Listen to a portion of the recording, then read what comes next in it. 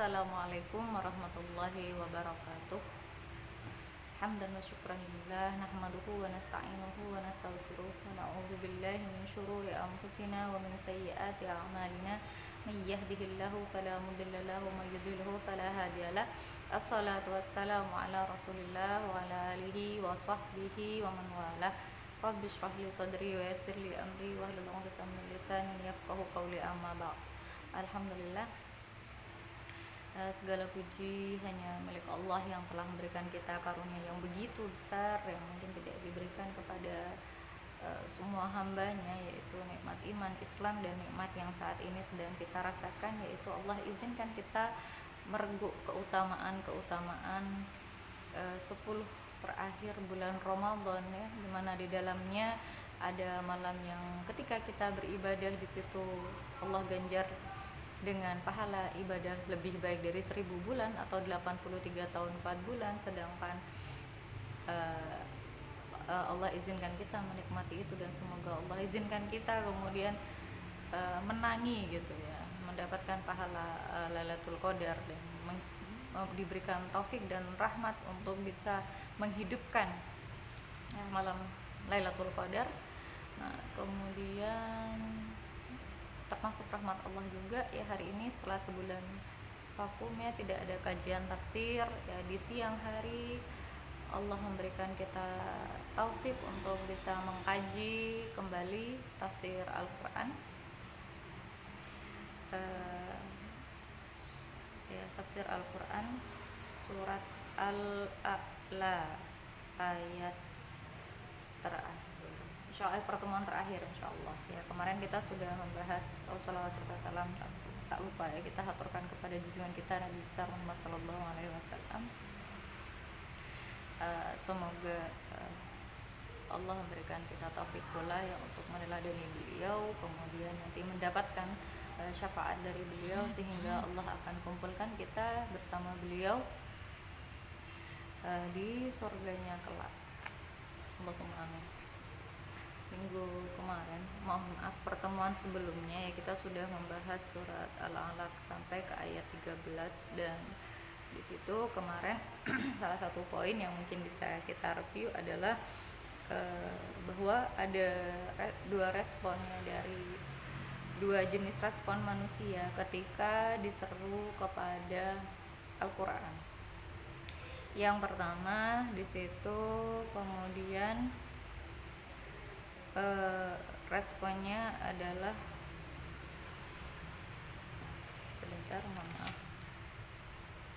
di responnya adalah saya dzakaru may yakhsha, orang-orang yang yakhsha, orang-orang yang takut kepada Allah dan takut kepada azab akhirat ya, azab Allah, maka dia akan mengambil pelajaran ya dari Al-Quran ini. Dia benar-benar akan mengambil Al-Quran ya, mengambil hikmah-hikmah di dalamnya, ajaran-ajaran di dalamnya, dan kemudian menerapkannya ya, mengambilnya sebagai petunjuk hidup, sebagai solusi, dan kemudian menerapkannya. Sedangkan mengambil manfaat darinya ya, sebagaimana inna fa'atil dzikra di awal. Nah, kemudian golongan kedua ya adalah orang-orang yang merespon dengan dia justru Masya Allah, wa sayatajannabuhal ashqa wa yatajannabuhal ashqa, dan akan menjauhi. Respon kedua adalah orang-orang yang justru menjauhi Al-Quran ketika diberi peringatan dengan Al-Quran ya. Ketika dia diperingati dengan Al-Quran, dia tidak mengambil pelajaran, justru dia menjauh dari Al-Quran, alergi terhadap Al-Quran, bahkan terkadang ada yang menganggap Al-Quran itu berbahaya atau lainnya ya. Nah, wa tajannabuha al-ashqa. Nah, mereka ini adalah orang-orang yang al-ashqa, siapa? Orang-orang kafir. Nah, orang kafir yang akan menjauhi. Nah, dan mereka kelak dikabarkan juga di selanjutnya, ayat selanjutnya, mereka akan memasuki yaslnarul kubra. Mereka akan memasuki neraka, dan dikabarkan juga bagaimana keadaan mereka di neraka. Summa la yamutu fiha wa la yahya. Kemudian di neraka itu mereka la yamutu ya, mereka tidak beristirahat hidupnya karena tidak beristirahat dari siksa ya, naudzubillah min dzalik. Wala yahya, mereka juga tidak hidup dengan mau disebut hidup tapi disiksa terus gitu. Jadi di situ tidak ada, hidup itu tidak memberikan manfaat untuk dia ya. Nah, naudzubillah min dzalik. Nah, selanjutnya kita akan membahas ayat ke-14. A'udzubillahi minasyaitonirrajim. Qad aflaha man tazakka. Qad telah sungguh ya, aflaha telah beruntung ya. Di sini Allah mengkabarkan, Allah mengawalinya dengan qad ya, sungguh, dan kemudian Allah memberikan kabar bahwa telah beruntung gitu ya. Jadi beruntung, bahkan sudah beruntung gitu. Dikabarkan sudah beruntung siapa? Man tazakka, orang-orang yang tazakka. Tazakka di sini kalau diterjemah disebutkan mensucikan diri, ya, membersihkan diri. Nah, namun di dalam tafsir Ibnu Katsir ya, di situ disebutkan ada 3 penafsiran ya terkait tazakka ini. Yang pertama disebutkan di situ ya tahara nafsahu minal akhlaqir radhilah ya. Yang pertama, penafsiran pertama yakni menurut Ibnu Katsir, orang-orang yang mensucikan jiwanya dari akhlak-akhlak radhilah atau akhlak-akhlak yang rendah. Jadi dan ya lanjutannya, dan mengikuti ma anzalallahu ala rasulih, apa-apa yang diturunkan oleh Allah atas rasulnya. Jadi sallallahu alaihi wasallam. Jadi dia itu orang yang mensucikan jiwanya dari akhlak-akhlak yang rendah dan mengikuti apa-apa yang diturunkan Allah atas rasulnya. Nah, di sini ketika kita berbicara akhlak, tentunya kita memahami ya bahwa akhlak ini adalah syariat dari Allah yang mengatur hubungan manusia dengan dirinya sendiri. Nah, jadi dia bisa berupa urusan-urusan hati ya, atau pekerjaan juga ya. Kalau urusan-urusan hati itu seperti syukur ya, sabar, ikhlas karena Allah, ridho terhadap qada Allah, takut kepada Allah, husnudzon kepada Allah, husnudzon kepada manusia, kepada mukmin. Nah, ini adalah di antara akhlak-akhlak yang baik ya. Jadi dia ketika disebut meninggalkan akhlak-akhlak yang tercela, maka dia meninggalkan tidak sabar, tidak syukur, rakus, hubud dunia ya, mencintai dunia, atau tidak takut kepada Allah ya, atau suudzon kepada Allah, suudzon kepada makhluk. Nah, sedangkan ya, akhlak-akhlak yang terkait pekerjaan ya, diantaranya yaitu adalah atau sikap ya, itu amanah, jujur ya. Berarti ketika disebut akhlak radhilah adalah berkhianat ketika diberi amanah, termasuk akhlak yang buruk. Nah, kemudian berbohong atau ada sumpah palsu misalnya.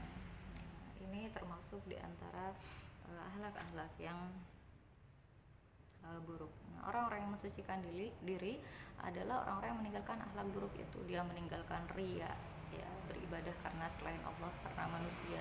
Dia meninggalkan beramal ya karena selain manusia. Dia juga meninggalkan tadi ya, sikap berkhianat atas amanah yang sudah diambilnya.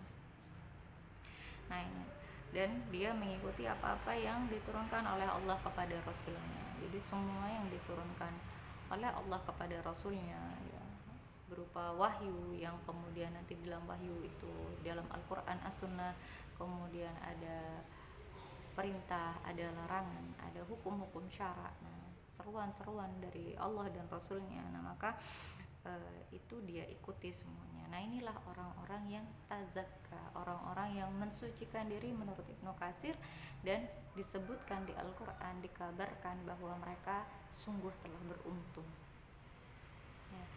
Nah, kemudian kita tentunya semuanya orang tuh ingin untung ya, nggak ada orang yang ingin rugi. Nah, maka kalau kita ingin menjadi orang yang beruntung, bukan orang yang rugi, baik itu secara duniawi dan juga secara ukhrawi, dunia akhirat, maka di sini dikabarkan untuk menjadi orang-orang yang mensucikan diri, yakni mensucikan jiwanya dari akhlak yang buruk dan juga mengikuti semua ya, syariatnya Allah, maka pasti dah beruntung. beruntung dunia akhiratnya nanti. Nah, kemudian ketika disebutkan di pendapat ini ya wadzakara asma rabbihi fasalla, ya wadzakara asma rabbihi fasalla, dan mengingat Tuhannya, dan mengingat ismanya, nama Tuhannya, fasalla, ya, dan dia juga sholat. Nah, di sini disebutkan maknanya yakni aqamas shalah fi awqatiha, ya, mendirikan sholat, ya, melaksanakan sholat di waktunya. Jadi dia menjaga waktu sholat, maksudnya ibtigha'a, ya, karena dia itu berharap, ya, ridhonya Allah, dan karena ketaatannya kepada perintah Allah, dan karena dia imtisalannya, dia mengikuti syariatnya Allah, ya. Jadi dia menjaga sholat di waktunya itu, ya, menjaga waktu-waktu sholatnya itu karena dia tepat waktu itu karena mengharap ridha Allah, karena mengharap ridha Allah, karena mentaati perintah Allah dan syariatnya Allah, bukan karena berharap yang lain, ya, misalnya karena ya pengen disiplin aja karena emang tipenya disiplin gitu, bukan, atau misalnya bukan semata-mata, apalagi naudzubillah, berharap dunia gitu, ya, kita melakukan itu karena mengharapkan dunia. Misalnya ada ceramah-ceramah, misalnya ini kalau sholat tepat waktu itu nanti rezekinya lancar, nah, jadi bukan karena Allah misalnya, nah ini tidak tepat. Nah, maka dia adalah orang yang aflaha, beruntung. Jadi orang yang aflaha itu yang tazakka tadi, dan kemudian dia mengingat atau berzikir, ya, mengingat nama Allah, berzikir kan, ya, berzikir kan mengingat, ya, dia menyebut-nyebut nama Allah dengan mengingat, ya, misalnya ada apa, dia alhamdulillahnya tuh beneran karena dia merasakan rasa syukur gitu, kemudian muncul dari lisannya kata alhamdulillah gitu. Atau ketika dia tidur, dia terus lisannya basah dengan zikir, ya, berbaring, maksudnya berbaring duduk, dia terus mengingat Allah dimanapun, dan dia sholat. Ini adalah orang-orang yang beruntung. Nah, kemudian di sini ada pendapat lain, ya, menurut Al-Hafidz Abu Bakar Al-Bazzar, ya, di situ di situ hadatsana Abbad bin Ahmad Al-Arzani, ya. Ini panjang sanadnya. Nah, kemudian di hadis itu anin Nabi an Jabir bin Abdullah, ya, ini sanad terakhirnya dari Jabir bin Abdullah dari Nabi sallallahu alaihi wasallam. Nah, qad aflaha man tazakka, itu kata Rasulullah, qala man syahida alla ilaha illallah. Nah, tazakka itu maknanya man tazakka maknanya man syahida alla ilaha illallah. Ini makna kedua, ya, bahwa man syahida, barang siapa yang bersaksi bahwa tidak ada Tuhan selain Allah, ya, wa khala'al andada, ya, dan juga dia itu ini tidak mengakui, ya, sekutu-sekutu bagi Allah. Wa syahida anni Rasulullah, kata Rasul, dan dia bersaksi bahwa aku adalah Rasulullah. Nah, jadi wa syahida anni Rasulullah, ya, dan bersaksi bahwa aku adalah Rasulullah. Nah, ini makna tazakka. Jadi dia orang-orang yang bersyahadat, dia bersaksi bahwa tidak ada Tuhan selain Allah dan tidak mengakui ada sekutu selain Allah, dan kemudian bersaksi bahwa Muhammad sallallahu alaihi wasallam adalah Rasulullah. Nah, ini makna tazakka kedua. Nah, yakni di sini berarti tentang yang beruntung di sini, tazakka di sini mensucikan diri, maknanya orang-orang yang memang kuat, ya, yang beriman, ya, beriman dan berislam. Jadi dia bersyahadat, dia menyaksikan bahwa tidak ada sekutu, Tuhan itu hanya Allah, tidak ada yang layak disembah kecuali Allah. Ini keberuntungan yang besar, terutama di saat ini, ya, di mana kita melihat ada banyak sekali penyesatan di tengah-tengah umat, bahkan oleh orang-orang yang disebut dengan ustadz misalnya, ya, cendekiawan muslim misalnya, mohon maaf, gus atau kiai misalnya. Nah, kemudian dia menyatakan semua agama sama, dia mengakui, dia menyiratkan gitu ya, sebuah pengakuan bahwa nggak apa-apa kamu menyembah Tuhanmu gitu. Berarti maksudnya nggak apa-apa kamu tetap dalam agamamu, yakni misalnya masuk gereja dan kemudian menyiratkan ada penyetujuan terhadap kesyirikan di situ, meskipun di dalamnya sedang tidak ada ibadah ya, tapi di situ ada tersirat persetujuan terhadap kesyirikan, terhadap perbuatan orang-orang Nasrani yang mengatakan Tuhan itu punya anak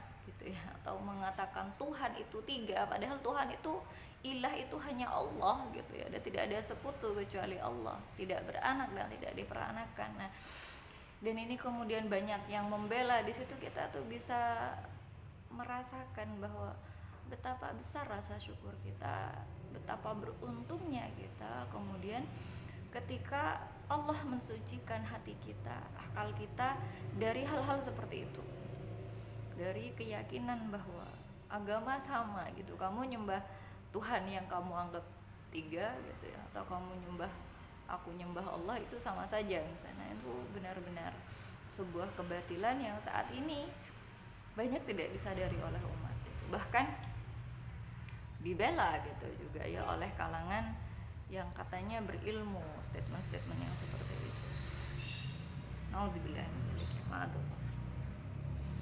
Nah, ini disebut orang yang beruntung ya, orang yang mensucikan diri yang seperti ini. Wa dzakara asma rabbih fasalla ya, dan maknanya ya, kalau yang pendapat kedua ini makna dzakara asma rabbih fasalla yakni hiya as-shalawatul khamsuh ya, yakni sholat itu maknanya sholat yang 5, yakni sholat fardu wal muhafadzatu 'alaiha wal ihtimamu biha, dan menjaga sholat 5 waktu ini dan juga ihtimam ya, memperhatikan sholatnya. Jadi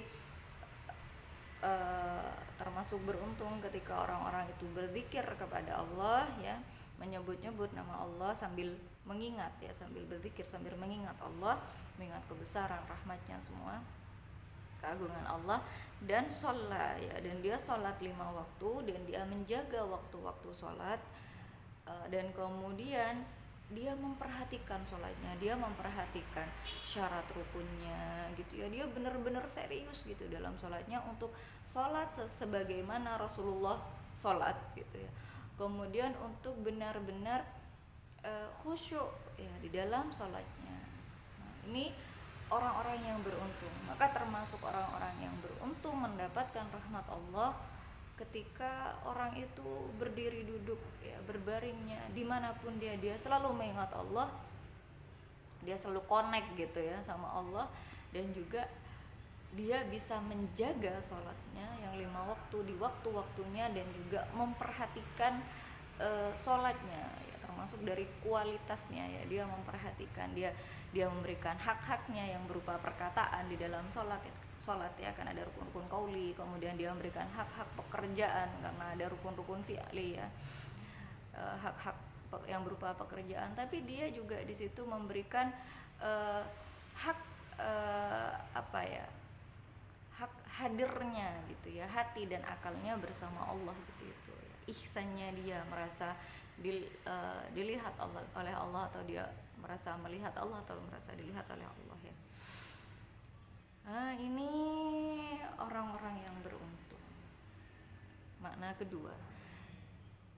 Kemudian sekarang makna ketiga ya. Nah, makna ketiga di situ qad aflaha man tazakka wa dzakara asma rabbih fasalla. Nah, di sini ada ya sebuah riwayat yang disebutkan oleh Imam Ibnu Katsir dari mana ya ini, Ibnu Jarir ya, dari Ibnu Jarir, hadatsani Amr bin Abdul Hamid al-Amili ya, al-Amili ya, telah berkata kepadaku Amr bin Abdul Hamid al-Amili. Terus kemudian sanad berikutnya Marwan bin Muawiyah dari Abi Khaldah qala, di Abi Khaldah itu berkata, dia dakhaltu ala Abi al-Aliya faqala li, aku masuk menemui Abu Al-Aliyah, ya Abu Al-Aliyah, kemudian dia berkata kepadaku, besok pagi kalau kamu mau pergi sholat id mampir gitu ya, mampir kepadaku gitu, mampir ke sini. Nah kemudian besoknya dia mampir ya Abu Khaldah ini, kemudian ditanya apa kamu sudah makan sesuatu, karena di Idul Fitri ini ya sunnah makan sesuatu. Terus dia, qultu na'am, aku berkata na'am, sudah, iya, kata Abu Khaldah ini. Kemudian kalau begitu aku sajikan air kepadamu, kata Abu Aliyah. Kemudian beliau menjawab na'am. Nah kemudian kabarkan kepadaku, katanya, apa yang kau lakukan terhadap zakatmu, maksudnya zakat fitrah.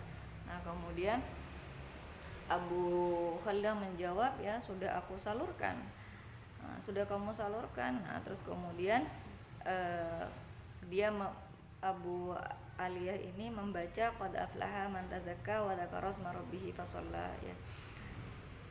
Dan kemudian beliau berkata, sesungguhnya ahli Madinah ya, penduduk Madinah itu tidak melihat ya ada sedekah ya atau zakat yang lebih afdol dari ini gitu ya. Dan dari apa ya, memberikan air, bersedekah air minum. Nah, jadi di sini makna tazakka di situ disebutkan adalah zakat. Nah ini juga sebagaimana kemudian kultu, kata siapa ini, Abu Khaldah ya, Allah a'lam ini Abu Khaldah apa ya, kemudian berkata ya, wa kadzalika, begitu juga diriwayatkan kepada kami bahwa Amirul Mukminin Umar bin Abdul Aziz ya, dia memerintahkan manusia untuk mengeluarkan sedekah fitr ya, jadi zakat fitrah kalau bahasanya kita ya. Kemudian ketika memerintahkan zakat fitrah itu, manusia mengeluarkan zakat fitrah, Amirul Mukminin Umar bin Abdul Aziz membacakan ayat qad aflaha man tazakka wa dzakara asma rabbih fasalla. Nah juga menurut Abul Ahwas ya, idza ata ahadukum ya, jika datang jika datang kepada kalian orang-orang orang sa'il ya, orang yang meminta-minta. Nah kemudian dia hendak sholat, maka dahulukanlah ya zakatnya daripada sholatnya. Kenapa? Karena Allah berkata qad aflaha man tazakka, sungguh beruntung orang-orang yang tazakka, berarti mereka memaknai ini zakat, wa dzakara asma rabbih fasalla, dan beruntung orang-orang yang beruntungnya disembunyikan ya, dan orang-orang yang berzikir menyebut nama Rabbnya dan kemudian dia sholat. Nah di sini maknanya apa? Maknanya dia kalau menyebutkan menurut Abul Ahwas, kalau ada orang minta-minta mau dikasih zakat dulu apakah sholat dulu, kasih zakat dulu gitu. Kenapa? Karena urutannya di ayat ini qad aflaha man tazakka, Allah menyebutkan beruntung orang-orang yang berzakat. Jadi makna ketiga ya, ini adalah zakat. Ini juga pendapatnya Qatadah ya, waqala Qatadah fi hadhil ayat, dan pendapat Qatadah dalam ayat ini qad aflaha man tazakka wa dzakara asma rabbih fasalla, itu maknanya menurut Qatadah, Imam Qatadah ya, zaka malahu ya, dia menzakati hartanya dan kemudian membuat ridho khaliknya ya, penciptanya. Nah jadi makna ketiga ini, makna tazakka adalah orang yang mengeluarkan zakat, itu makna ketiga. Nah kemudian di sini bal tu'sirunal hayatad dunya ya, akan tetapi kemudian kata Allah tu'siruna, bal tu'siruna, akan tetapi tu'siruna ini sudah berbeda fa'il ya. Kalau sebelumnya ketika disebut qad aflaha man tazakka wa dzakara asma rabbih fasalla ya, dia berzakat ya, orang sungguh beruntung orang-orang yang dia itu berzakat dan dia berzikir menyebut nama Rabbnya, dia sholat gitu. Nah kalau di sini tu'siruna, kalian gitu, Allah menyebutnya kalian, akan tapi kalian memilih al hayatud dunya ya, kehidupan dunia. Nah di sini siapa ya kemudian ini yang memiliki kehidupan dunia ya? Kalau nanti kita lihat orang kafir ya, kalau diterjemah Kemenak ya, insyaallah itu orang kafir. yakni tuqaddimunaha ala amril akhirah, ya kalian yang mendahulukan dunia ya di atas akhirat ya. Dan kemudian ya kalian yang melihat ya atau memandang apa-apa yang ada di dunia itu, manfaat-manfaat yang ada di dunia dan maslahat-maslahat dalam kehidupan dunia. Nah, itu. Jadi sayangnya gitu ketika Allah kemudian mengabarkan bahwa orang-orang yang tazakka itu beruntung, orang-orang yang menyebut ya nama Rabbnya itu beruntung, kemudian orang-orang yang sholat itu sholat ya tadi dengan menjaga sholatnya dan ihtimam ya terhadap sholatnya itu beruntung. Tapi kemudian ya orang-orang itu kalian ya memilih kehidupan dunia gitu dibanding kehidupan akhirat. Nah, sedangkan padahal Allah mengabarkan di sini wal akhiratu, dan negeri akhirat itu khairun gitu. Itu baik. Kalau di sini pakai jumlah ismiyah ya untuk memberikan penegasan bahwa akhirat itu lebih baik. Khairun, dia lebih baik daripada dunia. Wa abqa gitu. Dan bahkan bukan cuma lebih baik, akhirat itu juga abqa, dia itu lebih kekal gitu. Sedangkan dunia kan enggak. Yakni di sini menurut Ibnu Katsir sawabullah ya, apa ya sawab itu pahala dari Allah di darul akhirah ya di akhirat itu lebih baik daripada pahala yang ada di dunia, dan juga lebih kekal. Balasan-balasan Allah di negeri akhirat itu lebih baik dan lebih kekal daripada akhirat. Kita bisa mengingat ya ada sebuah hadis yang disebutkan perumpamaan antara nikmat yang ada di dunia dengan nikmat yang ada di akhirat, sebagaimana salah satu kalian mencelupkan itu ya telunjuknya ke dalam samudra kemudian angkat. Nah, yang cekat di telunjuk, di ujung telunjuk itu adalah nikmat yang Allah berikan di dunia itu dari zamannya Nabi Adam sampai hari kiamat dikeroyok oleh sekian banyak orang, sedangkan yang samudra itu Allah tangguhkan kenikmatan dan rahmat Allah itu bagi siapa? Bagi penghuni surga nanti gitu. Masya Allah. Nah, dan bahkan wa abqa gitu, akhirat itu lebih kekal ya, sebagaimana di dua ayat di dalam Al-Quran disebutkan bahwa akhirat itu, negeri akhirat itu seharinya sama seperti 1000 tahun di dunia. Kalau di surat Al-Ma'arij malaikat Jibril itu naik gitu ya ke langit itu dalam sehari semalamnya itu seperti 50.000 tahun ya, khamsina alfasanah gitu disebutkan begitu. Nah, dan disebutkan di Al-Quran ya orang ahli surga itu khalidina fiha, mereka kekal di dalam surga itu. Maka jelas di sini ya bahwa akhirat itu lebih baik dan lebih kekal daripada dunia. Nah, fa inna dunya ya disebutkan juga di sini di tafsirnya menurut Ibnu Katsir, sesungguhnya dunia itu daniyah gitu ya. Daniyatan. Fa inna dunya daniyatun. Dunia itu sesungguhnya sungguh ya. Dunia itu rendah. Kemudian dia faniyah, dia itu fana ya, dia akan habis, dia akan hilang, nggak selamanya itu. Jadi dunia itu rendah dan dia akan berakhir, dia itu fana. Nah, wal akhiratu, sedangkan akhirat ya itu dia syarifah, dia mulia ya, dia mulia dan dia juga kekal. Sudahlah mulia, kekal lagi ya. Dunia itu rendah, hina. Bagaimana gitu ya, ada orang berakal, bagaimana mungkin orang berakal itu kemudian memilih apa-apa yang fana, yang akan berakhir ya, daripada yang kekal. Terus kemudian juga dan mana tadi ya, dan dia lebih mementingkan apa-apa yang akan hilang, lenyap dengan segera, dan meninggalkan ihtimam gitu, atau meninggalkan dia bagaimana dia maksudnya tuh meletakkan perhatian, fokusnya semua itu hanya untuk hal-hal yang akan lenyap gitu ya, yang sementara. Mungkin kita kerja sampai, naudzubillah ya, manusia itu kerja sampai meninggalkan sholat gitu ya untuk kesenangan dunia, atau ambil riba demi mengumpulkan harta ya, demi rumah, demi saldo banyak gitu ya, terus kemudian demi perhiasan dunia, demi mobil. Nah, tapi kemudian itu cuma dinikmati sebentar, habis gitu.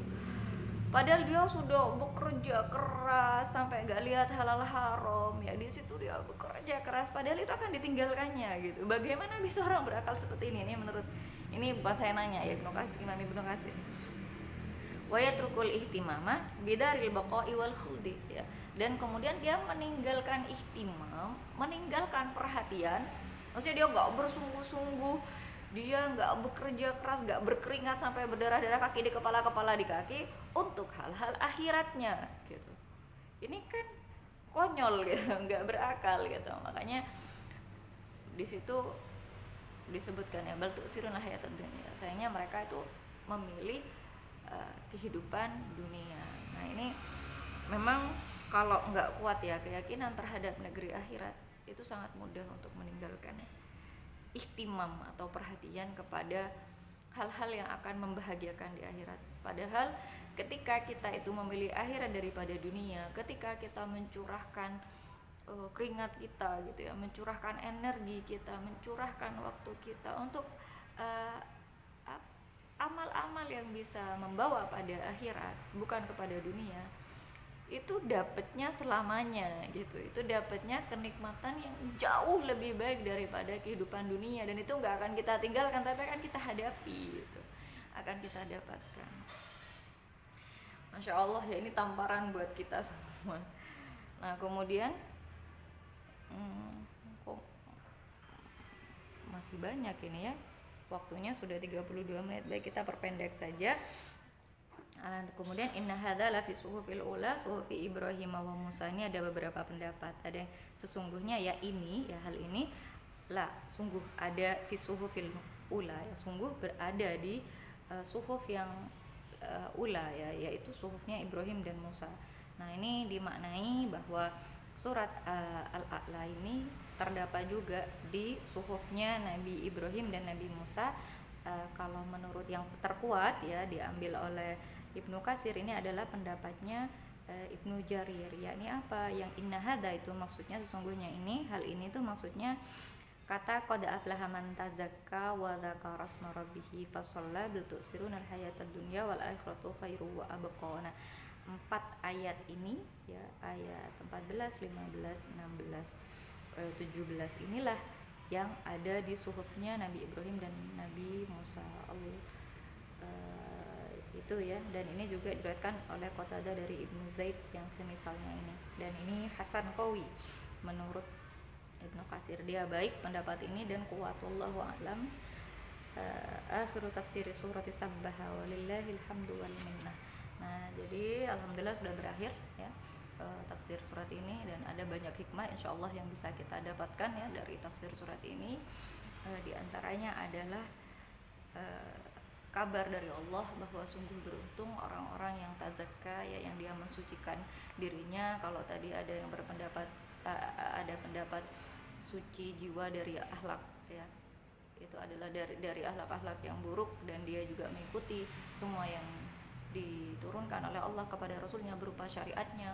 Atau juga kalaupun itu bermakna tazakka, maknanya mensucikan tauhid ya, mensucikan akidah ya dari kesyirikan, yakni dia bersyahadat hanya Allah semata, tidak ada Rabb yang Tuhan ya, ilah yang layak disembah kecuali Allah, dan tidak ada, dan dengan meyakini tidak ada sekutu baginya, kemudian bersaksi bahwa tidak ada, bahwa Nabi Muhammad adalah utusan Allah. Dan kemudian ataupun tazakka dengan makna zakat, kemudian disebutkan juga bahwa beruntung orang-orang yang selalu berzikir kepada Allah, dan kemudian dia sholat ya, dia sholat dengan benar-benar baik gitu sholatnya. Nah sayangnya banyak orang yang memilih tidak gitu, memilih banyak orang-orang yang memilih kehidupan akhirat daripada kehidupan dunia. Padahal di awal ayat-ayat sebelumnya itu sudah disebutkan ya. Banyak yang memilih dunia daripada akhirat, padahal sebelumnya sudah disebutkan bahwa harusnya dari ibroh-ibroh sebelumnya kita itu ketika diseru kepada Al-Quran ya kita bersegera. Karena apa? Karena Allah yang telah menciptakan kita, kemudian Allah menyempurnakan penciptaannya terhadap kita, Allah memberikan qadar gitu ya, kadar kepada kita, kemudian memberikan kita hidayah, kemudian diturunkan itu kepada Al-Quran ya, kepada Rasul, dan harusnya seruan Rasul berupa Al-Quran itu kita ambil dengan sebaik-baiknya agar kita tidak dimasukkan ke dalam neraka dan menjadi golongan al-ashqa. Dan harusnya yaitu kita menjadi orang-orang yang beruntung ya, orang-orang yang beruntung dan tidak memilih kehidupan dunia daripada akhirat. Dan semoga Allah memberikan taufik ya, kepada kita, memberikan rahmat dan taufik pertolongan untuk mengikuti dan memahami surat Al-A'la ini, mentadaburi dengan baik, kemudian kita mengamalkan apa yang sudah Allah sebutkan ya di dalam surat ini, sehingga kemudian kita menjadi golongan orang-orang yang mengambil ya seruan Rasul itu, bersegera menyambutnya dan menjadi orang-orang yang beruntung dan tidak memilih kehidupan dunia, tapi justru kita diberikan taufik untuk bisa hidup untuk akhirat kita, menjadikan akhirat sebagai tujuan utama dan juga keridhaan Allah. Ya, alafu minkum, mohon maaf jika ada kurang dan kesalahan, semoga bermanfaat dan barokah. Seperti biasa tanya jawab bisa langsung di grup ya. Hadani Allah wa iyyakum ajmain. Wassalamualaikum warahmatullahi wabarakatuh.